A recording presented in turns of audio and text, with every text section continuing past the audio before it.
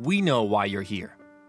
You want your government to serve people better, to get more things done more quickly, to eliminate corruption and waste, to listen and respond. But did you think it was going to be easy? Maybe not. Inside government, it's a struggle to find others willing to try new things and share what they know. On the outside, it's frustrating when you don't know what's going on behind those walls, and you can't find a way to make your voice heard. Let's face it, you're on the front lines of a revolution to change the culture of government. But you can't do it alone, because this change is much bigger than you.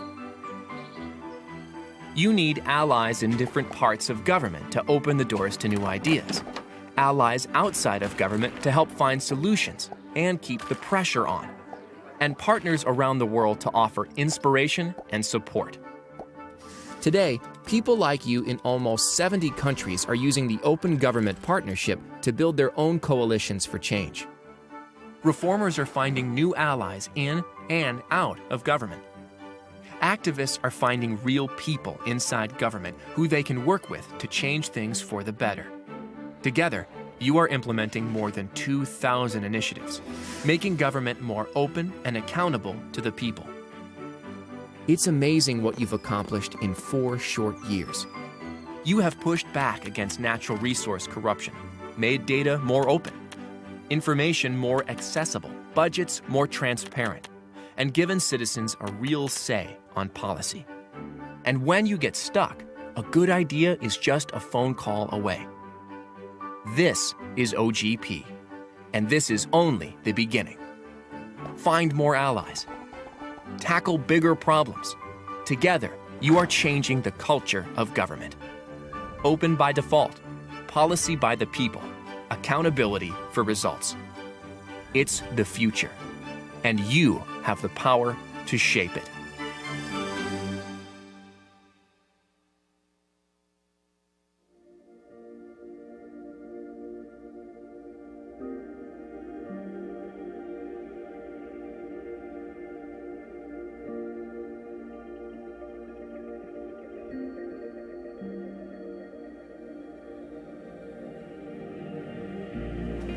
When you're in the same team with Jinan, you always feel like, okay, you don't have to worry about rebounds or something. It's like you always feel, okay, we're gonna win. אני מכירה את ג'ינן מאז שהצטרפתי. מאוד התחברנו גם מההתחלה.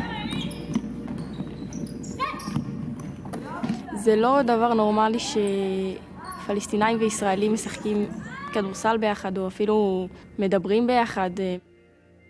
שמי לירז, אני בת 16. אני באה ממשפחה שומרת מסורת. أول ما بلشت ألعب مع فريق مختلط عرب ويهود كان عندي شوي مشاعر مختلطة بين إنه أنا خايفة وإنه أنا بدي أتعرف على ناس جداد. لما شاركت في بيس بليرز مش بس إنه غير طريقة تفكيري باليهود أو الجهة التانية، بس برضه بنواحي كتيرة بالحياة. اسمي جنان وعمري 14 سنة. بيس بليرز هي مؤسسة غير ربحية بتجمع بين مناطق النزاع عن طريق الرياضة. عندنا تقريبا لعبتين في الأسبوع، ولحد هلأ إحنا فايزين بكل الاشي، رح ناخد المركز الأول على الليج.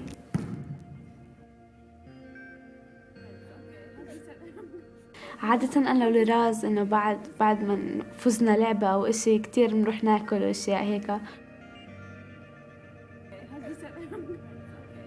برضه آخر فترة صرنا نحكي عن الأشياء اللي بتصير وإنه إيش إنه مع الصراعات والأشياء اللي بتصير برا. You hear sometimes things on the street or the media, and like you don't know what to believe because you don't really know them, and this is the only thing that you see, so you don't really know what to believe in.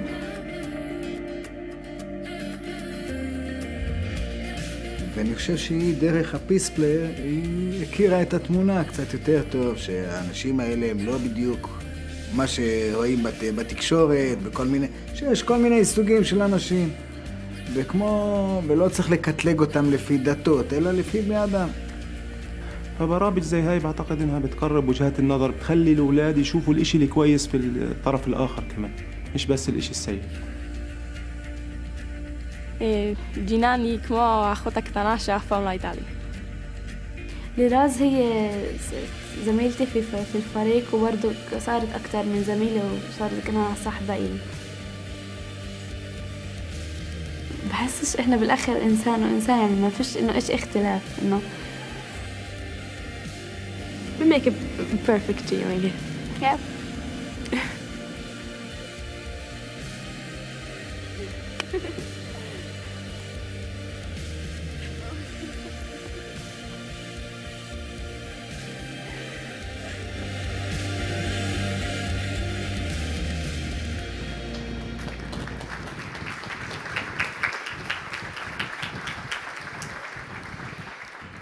Please welcome to the stage the Transparency, Accountability, and Open Government panel, moderated by Ambassador Samantha Power. Hello, everybody. Thank you so much for having us here. I'm very honored to have had the chance to come down from New York to participate in this amazing panel and to discuss transparency, accountability, civil society, governance, and how all of them, these important themes, come together in the real world. I'd like to start by introducing, again, a formidable panel, starting with Rakesh Rajani, who many of you know. Rakesh is the director of the Ford Foundation's Civic Engagement and Government team, which is largely focused on how to promote transparent and accountable governance.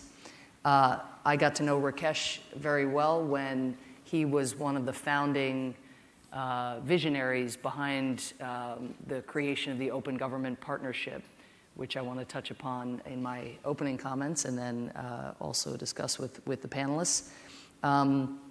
Very, very honored to have Svitlana Zalishchuk with us here. She's traveled from Kyiv to join us. She's one of my heroes. She was elected as a member of the Ukrainian parliament in October 2014, where she has focused on foreign affairs and security, of course, central issues to the lives of all Ukrainians, but also human rights, anti-corruption, LGBTI rights, gender equality. She was one of the leaders and inspirations in the Euromaidan movement that all of you are familiar with. And she coordinated a social media campaign that played a critical role in what is known as the Revolution of Dignity, which I think in some sense sums up what we're going to be discussing today. I had the pleasure of meeting Svitlana when I traveled to Ukraine last year, and she's just a true engine for reform in very, very difficult circumstances in a country that's faced really is in two wars right now, war against Russian-backed separatists in the east and those who've occupied Crimea, and then a war that is very, very challenging against entrenched corruption and an interest in reforming Ukraine and bringing about the democracy that the Maidan protesters were promoting. I want to just say that overnight we received the tragic news that one of Svitlana's great friends, Pavel Shremet, and one of Ukraine's leading journalists was assassinated in a car bomb. And, you know, just a one-man check and balance, you might say, this amazing journalist. And Svitlana is heartbroken, and we're heartbroken with you and with Pavel's family and with all the Ukrainians who won't benefit from his incredible efforts to hold government and other actors accountable. So we're very sorry, Svitlana. And finally, Doug Rutzen, President and CEO of the International Center for Non-for-Profit Law, ICNL. And ICNL is at the forefront of pushing back on government-sponsored efforts to crack down on civil society. We know that governments are growing more sophisticated in that regard. Civil society is so powerful, they have to grow more sophisticated. But they have, ICNL has worked in more than 100 countries to try to protect and promote civil society using the development of legal frameworks. So we're all beneficiaries of the work, Doug, that your organization has done. Just to kick us off, I'd make a few opening comments. The United States, we pride ourselves on our leadership in anti-corruption efforts, and we've been doing that for a long time. I think you can look back to 1977 with the passing of our Foreign Corrupt Practices Act as just one example. But what I think is new and unique and substantial about the Obama administration's approach to development has been the understanding that transparency, accountability, open government are needed to unlock economic development progress. Without, again, those enabling conditions, it is very, very difficult to put more traditional economic development in a separate silo.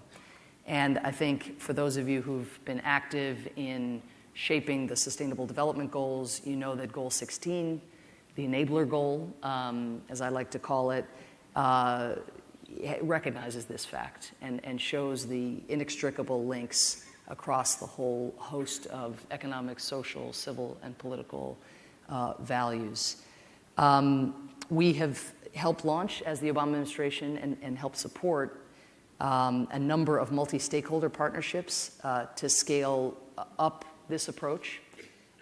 The Open Government Partnership I've already mentioned, we launched alongside, President Obama launched in 2011 alongside 7 other heads of state, but also civil society leaders who were integral to the conceptualization of OGP. I know Svitlana has worked on OGP as a member of civil society and as a member of parliament, viewing that as a hook to push some of the reform agenda as governments need to work with civil society and outside of the executive in order to develop their national action plans. So the 70 member countries that are now part of OGP account for some 2 billion people. There have been more than 2,000 commitments that have been made, not all of them kept, I would note, which I'm sure Rakesh will get at. But I think the incentive structure around OGP has been very useful in also driving countries to pass freedom of information laws, driving them to do things that they would not otherwise have done, and creating, again, a hook that civil society has been able to latch on to in some countries more than others. And so it's worth maybe exploring where OGP should go from here. Some examples, I think the Ukrainian government passed the law on access to archives of repressive bodies of the communist totalitarian regime of 1917 to 1991, a mouthful. But that's an example of citizens now being able to mine some of the more unfortunate annals of the past in ways that hopefully can make an important difference in the present. The Philippines created a digital accountability platform to address the disconnected, low quality, and incomplete local road network, and increase transparency in road investments to, again, just to show you again the wide cross-section of issues that transparency and accountability need to bump up against. President Obama launched the Stand with Civil Society initiative, which recognizes that civil society has to be our partner in these endeavors, and we continue to provide legal support and other support for civil society that is coming under siege, again, in so many places around the world. In being in the USAID building, I would be remiss if I also didn't mention foreignassistance.gov, which now contains $30 billion worth of annual programming data across U.S. agencies that implement foreign assistance. And we've heard the cry, from many, many stakeholders wanting that assistance to be more transparent and for consumers of that assistance also to be able to track and needing checks and balances, of course, on everything we do. We've joined the EITI ourselves, and of course are encouraging other countries to move forward with what they're doing within that framework. So to kick us off, I guess, I just want to note that some of this progress that I've described and all that you've been a part of comes, of course, against this backdrop of more and more repression. And just one little cameo from New York, what you all see in countries around the world is something that plays itself out also actually at the United Nations. where, if you have a big conference on HIV/AIDS, you actually get, huge coalitions of governments ganging up to prevent civil society organizations from participating in a conference on HIV/AIDS, including those who are most needed to be part of the implementation of what the UN and others are seeking to do. So that it's completely perverse in its effects, but it is well-resourced, and again, it's most hurtful for people who are living in countries where they're trying to exercise their rights, hold their governments accountable, but when you see it also skewing international discourse and mobilization, you see where this can go, and why it's so important that we work together to stop it. So again, we have a sort of the good news and the bad news story. We have a U.S. government under President Obama that's very committed to supporting those who are continuing, again, to assert their rights. And I want to turn now to this great panel and discuss a little bit of the what's working, what isn't, where do we go from here. And maybe I'd start with Rakesh, sitting closest to me here. How do you see the kind of arc of where we've come and where we're going? Sometimes I feel like it's an alibi for ourselves when we say, well, it's just that civil society is so much more explosive and powerful that governments feel that they have to, cut and paste the Putin anti-civil society laws or the Ethiopian laws and replicate not best practices but worst practices.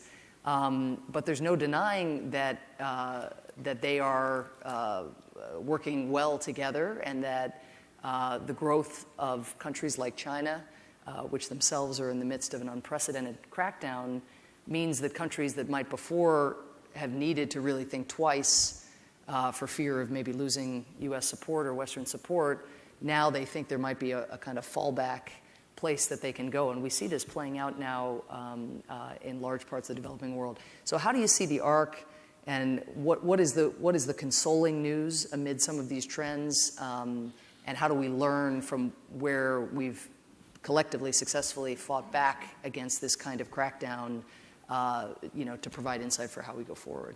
Yeah. Thank you, Samantha, and good morning. I think the last decade is really full of contradiction. You can tell a story that is deeply optimistic, the levels of organizing that people have done around the world, from the Arab Spring to indigenous people in Central America, to the walks to work in Uganda, to the right to information movement in India and across. These are really amazing people and organizations who, against odds, with great courage, have made great things happen. If you look at the information revolution, now people have access to information and data and story and ideas in a way that's unprecedented. You hear this anecdote being told that a poor farmer in Tanzania has more access on their smartphone than President Clinton did when he was in the White House.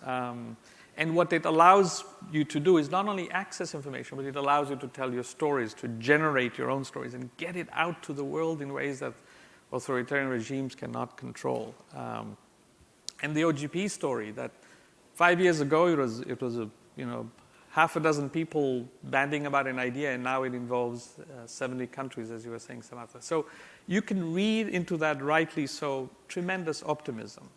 But we know at the same time that this has happened at a time of great backlash, great reversals in democratic culture, newspapers being closed down, journalists being killed, rigged elections, crackdowns and new laws against civil society.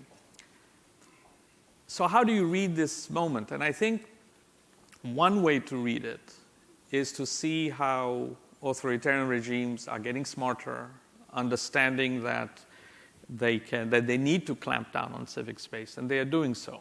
And we need to condemn that, and we need to find out smarter ways of engaging with that. But as important as that is, I think that's not sufficient, and at some level it's too easy.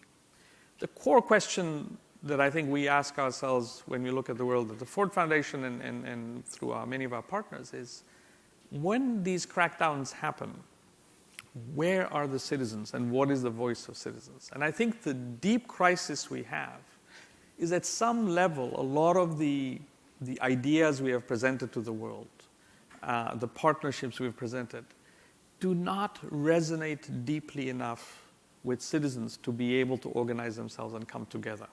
There's a way in which it connects, but only in limited ways. And when people, when I was at Twaweza in East Africa, we used to have a kind of trope. We used to say, what does what we do mean for that 40-year-old woman in Sumbawanga? And Sumbawanga is a remote village in my country.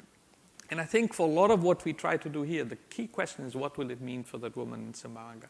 And my sense is, both in a very practical sense, but also in an intellectual sense, we haven't quite figured out a deep enough story of what will it take to organize people, particularly poor people, in finding practical pathways to engage with government, for example, practical pathways in which their voice can be heard.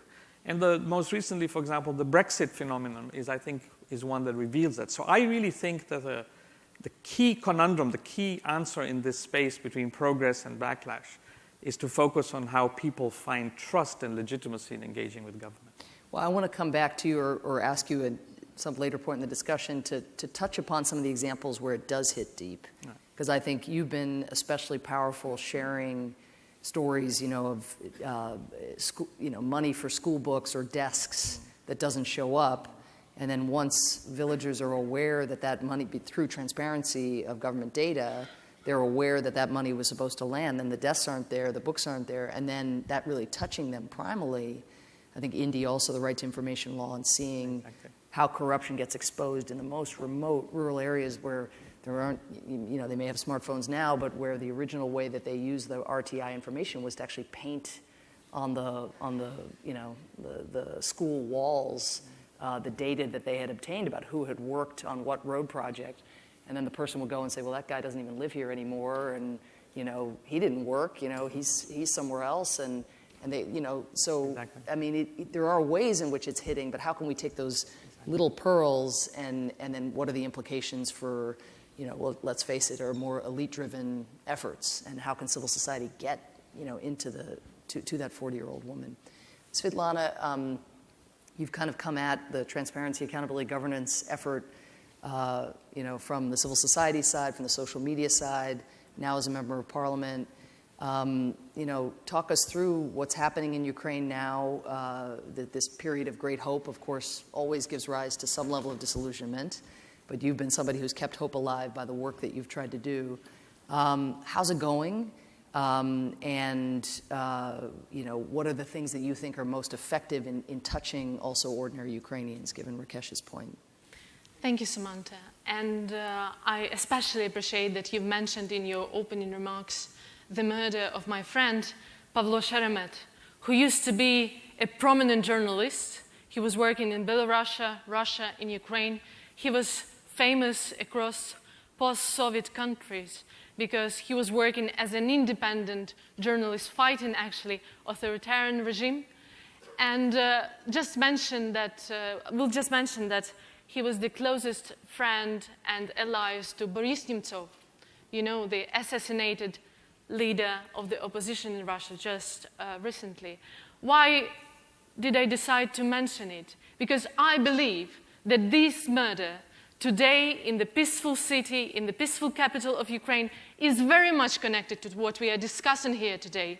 Because this is the price that we, societies that decided to live a European modernized way, we, free people, pay this price to be able to break the vicious circle, to be perceived as a legitimate backyard of authoritarian big countries like Russia. This is the price we pay to break the vicious circle, to break up with the gravity of post-Soviet era, which is actually an old and corrupt system.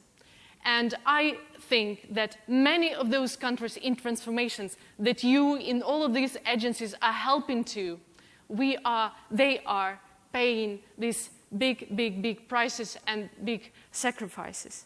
But despite this sad story, I'd like to say that actually we've learned in Ukraine after Euromaidan 2 years ago that corruption is not a curse. And there are no less or more compatible societies with the better governance or with the fair governance. It is the matter of the political will, but also public demand. In fact, during the last 2 years, Ukrainian government did a great job. Let me mention a couple of the policies that we managed to adopt. Well, first of all, we managed to launch the online public procurement. We adopted the legislation of freedom of information, access to public information. We adopted the legislation on state financing of the parties with a very strong control and also sanctions against the violations of this legislation. We opened for public the registers on capital and assets. We made it compelling for civil servants and also politicians to disclose their income statements. We set up a number of very important anti-corruption institutions which mandate is to fight corruption on the highest level. We've done this during these 2 years. We've done it in the context where probably some democratic countries, they took it maybe decades to go through this path. And some of these policies, some of these changes are successful, and some are really the hostages of the legacy of the previous regime. But what is the lesson of Ukrainian transformation that can be withdrawn, that can be learned? I would like to mention 2 things. Well, first of all, that revolution of dignity happened as the result of this massive request of Ukrainian citizens for better governance. But also, it marks that there is a global growth for accountability and transparency around the whole world due to the influence of the new horizontal culture of communication, due to the influence of technologies, and also various of international initiatives, in particular those that are led by United States government.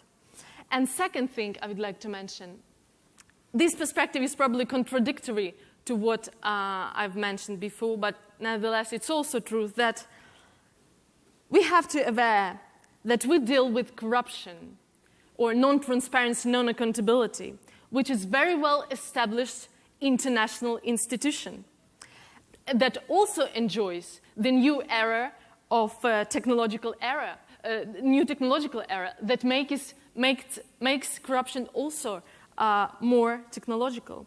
Corruption, unlike many people in the world that are seeking for peaceful life, does not suffer from borders and visa regime, in fact.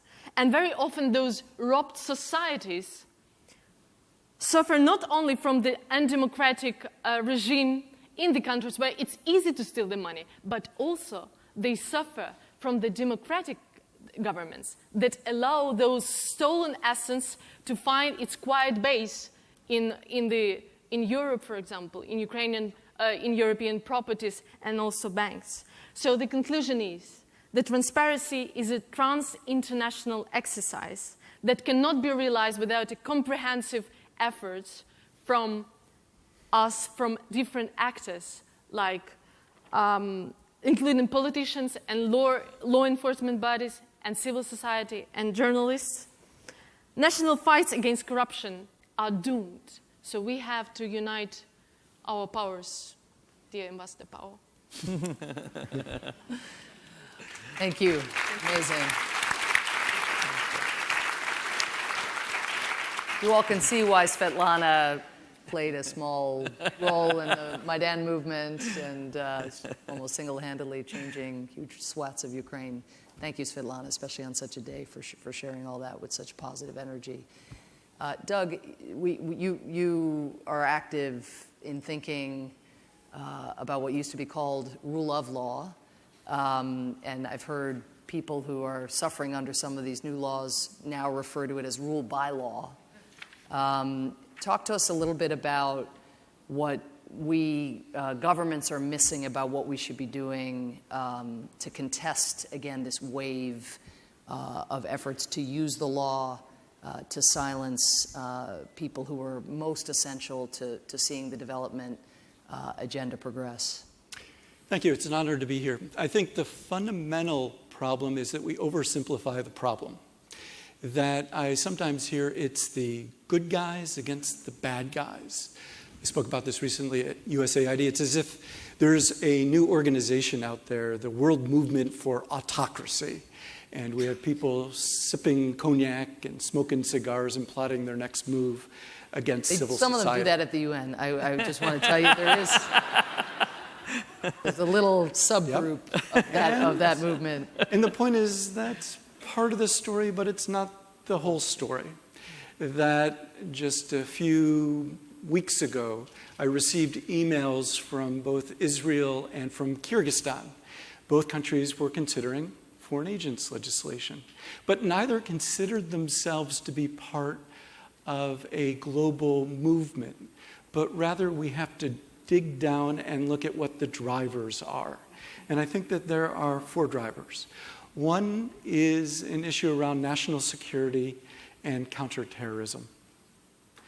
And to a certain extent, there are legitimate concerns.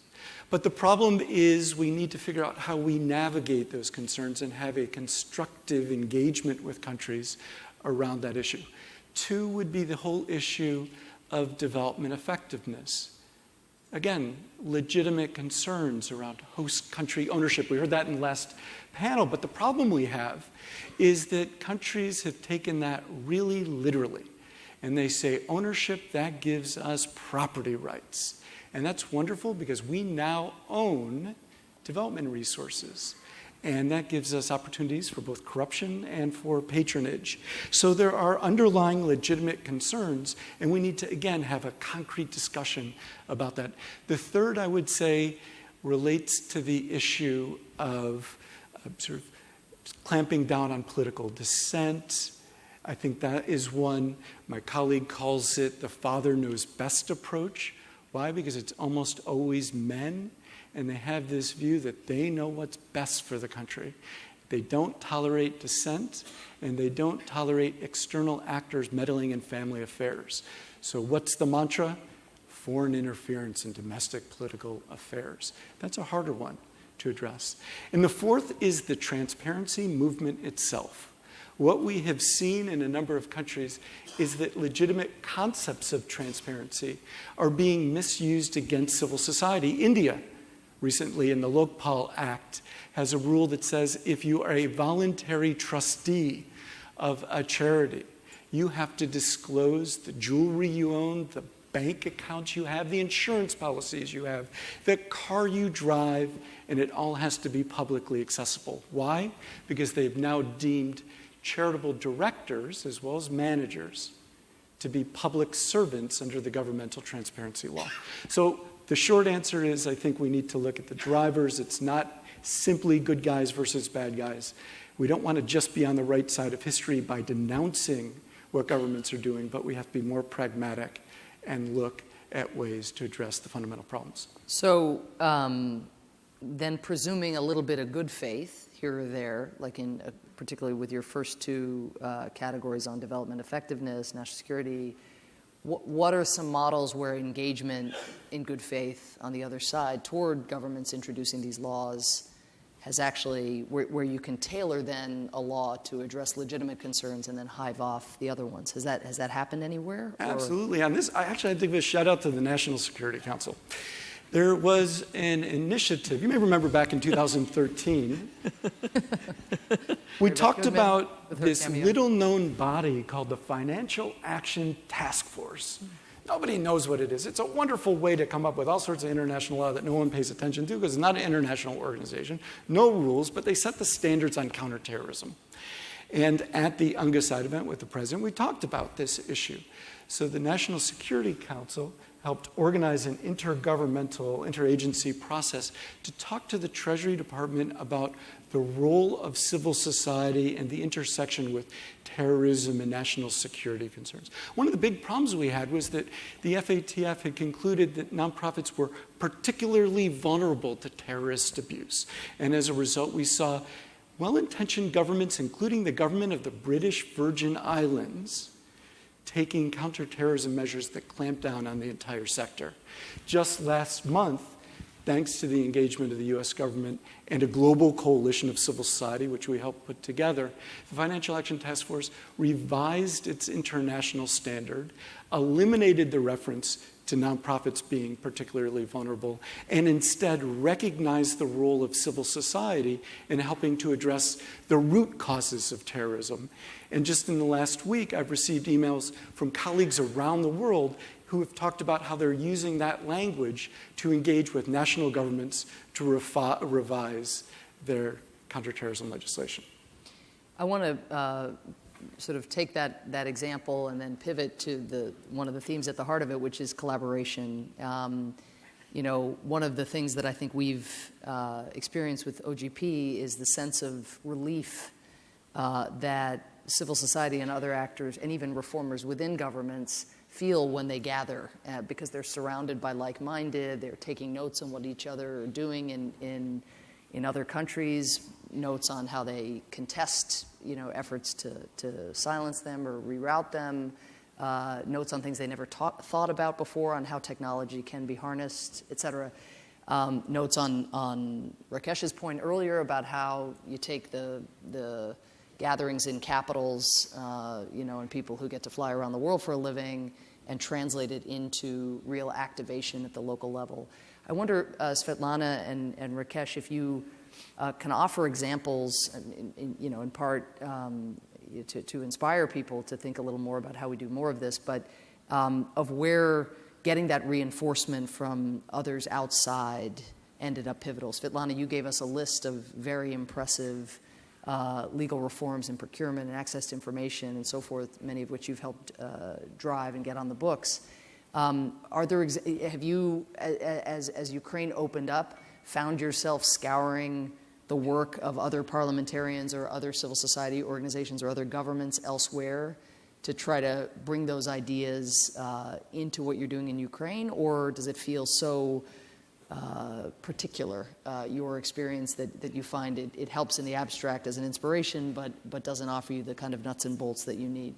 How important is the network? I think that the live experiment that we lived through is actually easier because we have bright examples that these changes happened in other countries in the world.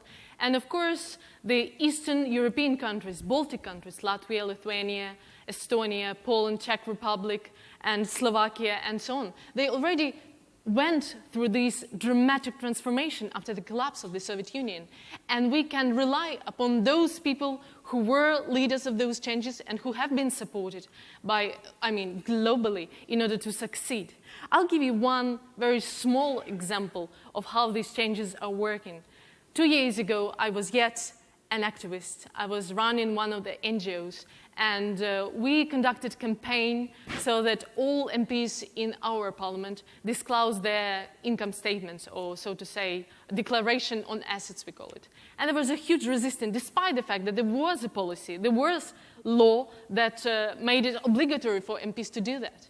So many journalists and many civil society organizations united their efforts on the national level, but also it became the conditionality for many international institutions, like, for example, World Bank, when they came to Ukrainian government and they said, look, guys, if you want our help, if you want our financial support, you have to do this point. Then European Union, it also was part of this big integration process. It became the conditionality for the Ukrainian government to move forward with those changes.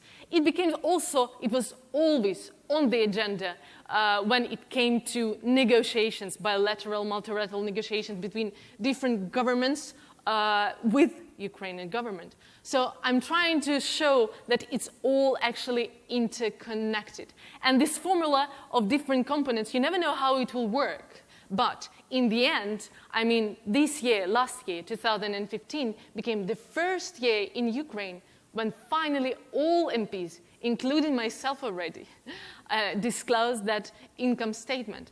And let me just mention that itself, income statement, it's not yet the end of corruption, not at all. But this is the opportunity for people to monitor their MPs, to follow of how consistent they are with their declarations and their deliverance. And these are the efforts that we've learned also from many other campaigns have been realized in other countries. So I think this is important to understand that these initiatives like Open Government Initiative, Open Parliament Declaration, other big networks that exist in the world, and we participate in them.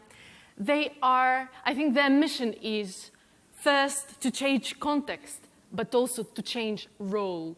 And this is a long-term investment. I'd like to mention, and probably it will be very important to hear for you, that we are a very young country. We are only 25 years old after the collapse of the Soviet Union. And I know that many people in the world, on the one hand, helping Ukraine, at some point they were giving up. Like, look, we gave so much money to them. Maybe it's over. The crooks come back to the power. But it worked only when opportunity presented itself. So these partnerships, these initiatives, I'm trying to say that it's long-term framework that will enable those agents of changes to succeed when opportunities present itself. Well, one of the often missing features of governmental engagement with any problem, whether the problem of terrorism or the problem of corruption, is a lack of strategic patience and a sense of, hey, haven't you been at it here for a couple years? And I think that's where development investments are so critical, because it's over such, in principle anyway, over longer life cycles. But maintaining the political engagement to accompany the development engagement, to maintain the intensity of focus on corruption today, by outsiders, whether the World Bank, as you mentioned, or the United States government, as might have existed, a year ago when it was just sort of fresh and people were more starry-eyed. Maintaining that strategic patience, I think, is mission critical. Rakesh, again, knowing that there's a lot one can say that's sort of critical and sort of realistic and clear-eyed about the challenges we're facing, it would be helpful to, if you could, bring out some of your examples also from your experience about the network effect. Because I think, again, as we have a lot of national donors here and multilateral donors thinking how we use modest investments to connect people, and Svitlana has a lot more to teach perhaps someone in Tanzania than someone from Washington who hasn't gone through similar circumstances themselves. So can you speak to the power and maybe also the limits of the network? So, people live in countries, but ideas and norms are really global, and they travel, and also learning is global. So I just want to give two examples. I could give 20, but two. One is in this wonky name beneficial ownership that I know many of you know about, and Svitlana also talked about it, is trillions of dollars are evaded, both licitly and illicitly. And that means less money for health, education, and so on. And you can't get to them because you don't know who owns which companies. So talk about strategic patience. There have been small civil society groups like the Tax Justice Network, members across Africa and in London and so on, who've been fighting a quiet, unglamorous fight to say we should know who owns which companies. We should have no longer anonymous companies. And that norm is now shifting. There are a number of countries who have adopted it, starting with the United Kingdom. London is a big place where lots of these things have been hidden. And many other countries, Nigeria and others who have taken Kenya, others who have taken this forward. I'll give you another example. If you look at how governments spend their money, as you all know, trillions of dollars, conservatively $9 trillion a year, probably more, are spent by governments in procurement. And yet, people don't know what happens, what the terms of the deal are. So the open contracting partnership is a wonderful idea. It's only a few years old, but it's shifting the norm in very real ways in countries now. People are afraid to be corrupt and hide things because the terms of those contracts, those public contracts, are now open.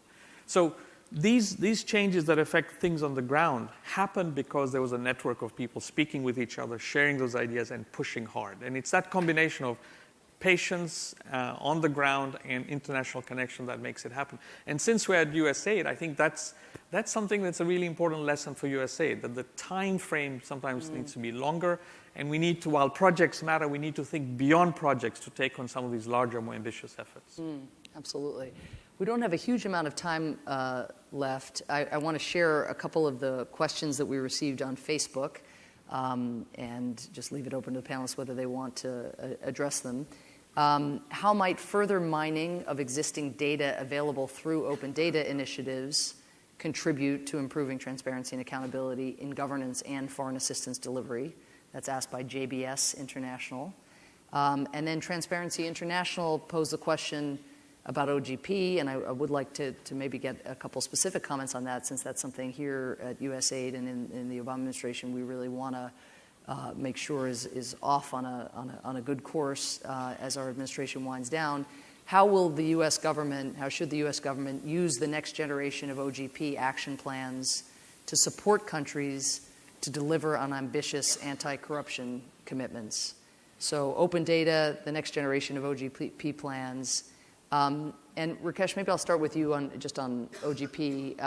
And we only have 5 minutes, so if people can be briefer than the question asker, that would be good. A race to the top, instead of a lowest common denominator thing. How do you see OGP now as this administration winds down? I think there are three really powerful opportunities. One is, there are over 3,000 policy commitments made. And that's amazing. And what is happening is that the independent review mechanism categorizes those commitments as to how serious they are. They found that it's either 12 or 16% of those are truly transformative commitments. My sense is we now have the opportunity going forward to really make the commitments more transformative, to stretch on that end. And we can do that at the country level and the OGP level. The second is this whole point about that woman in Sumbawanga. How does her life change? And people don't live in national governments. They live in subnational governments. They live in villages, communities, cities. So the big next opportunity, I think, for OGP is to focus at the subnational level. And third and finally, parliaments really matter. A lot of the focus has been on executives. That's right, and it should continue to be there. But the internal check and balance, while it's useful sometimes to have external pressure for the U.S. State Department or to speak up, at the end of the day, that only goes so far and in fact can sometimes be counterproductive. What you need is internal accountability, and parliaments are absolutely crucial to that. So how OGP engages with parliaments and takes that work forward is really important. So subnational work, parliaments, and more ambitious transformative commitments. A very good agenda for not only the next administration, but all countries who are part of OGP. And Svitlana, I want to encourage Ukraine. What we've seen in OGP, I think, over its evolution is how non-founding members, have in effect reshaped the OGP agenda on the basis of their lived national experiences. So even though it seems as if the United States, at one point was behind the curtain, helping shape this thing with civil society and the founding governments, now it's a little bit off to the races. And I think Ukraine both can use OGP, but also can really help shepherd the movement as a whole. Let me ask you, Svitlana, again, since you're here in the United States, given the delicate stage of the reform effort, to put it in my most diplomatic terms, what do you need from us? What's missing? What do you appreciate?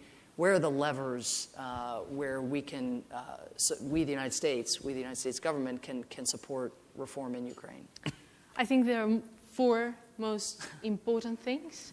First of all, it's leadership, because I think that transparency and accountability has to play a bigger role in geopolitics and in real politics, given especially the international turbulence. Many authoritarian regimes exist relying upon secrecy of Swiss banks. So I think it's challenge number 1. Secondly, I think we have to enhance the capability of non-state actors. And we have to support basically NGOs, because it will decentralize the threat to corrupt, non-transparent authorities. And third, I think that sometimes maybe corrupt forces are more connected than us. They communicate more, they coordinate efforts more. So it's another challenge is to build better connections on the global level. And finally, engagement. And I will pick up from you, dear colleague, you said that there is a great transformative power of OGP. And yes, I agree with you, but we have to make it less elite club. We have to involve more people. Because basically, for example, we adopted the legislation on open data, right? But policies belong to politicians. Policies became right when they belong to people. And in order policies to belong to people, they have to value it, they have to execute it, they have to demand it, they have to know about it. So our next challenge is to make open government partnership as a basically grass-rooted. That's how we'll make it much more sustainable. This is really one of the, I think the recurring themes of the panel is just how to move social change, movement, ownership, et cetera, down to the citizen level, Rakesh's point earlier. Doug, maybe, again, when it comes to legal reform, that's even more prone to be the monopoly of the elites, elite lawyers, independent lawyers, people who are contesting this, elite civil society leaders. Have you seen grassroots activation when it comes to contesting, again, these new laws aimed at sort of curtailing the work of civil society? Have you seen it become owned less by civil society elites in capitals and more by people at the grassroots level? And what are the lessons out of any successes there in broadening the base for activation? Yeah, absolutely. Bad news is front page news, but in fact, again, the story is more complex. We often talk about 63 countries that have enacted restrictive legislation since 2012. We don't talk about the 21 countries that have enacted legislation to open civic space. And here the shout out goes out to the USAID DRG Center, because what they've done is created something called the Legal Enabling Environment Program, where they actually are very quietly but very constructively supporting work with local civil society organizations. And what we find is that with some strategic and thoughtful engagement from the international community, progress is indeed possible. Wonderful. Well, and in addition to the wonderful plugs you have offered the U.S. government, for which we are grateful, you also have wound down on time. I want to thank everybody for being here and for all the work you're doing. We were talking about elites and civil society leaders in a manner that was suggesting just the limits of what all of us can do together. But I think what's amazing about the experimentation and innovation going on is how determined civil society leaders have become and the partners who back them to broaden the conversation and how much of a recognition there is now that this has to be the next move. And it's happening already, of course, all over the world. But I thought, Rakesh, your ideas about subnational make sense. I also think when you focus on education, clean water, health, and that becomes then the route to talking about governance, transparency, rather than the other way around, as it sometimes is if driven by some of us, that's really the way to spark the kind of ownership that has brought about, I think, real concrete examples of social change. Anyway, thank you all for being with us. I hope you have a wonderful rest of the day, and please join me in thanking these extraordinary reformers. Thank you.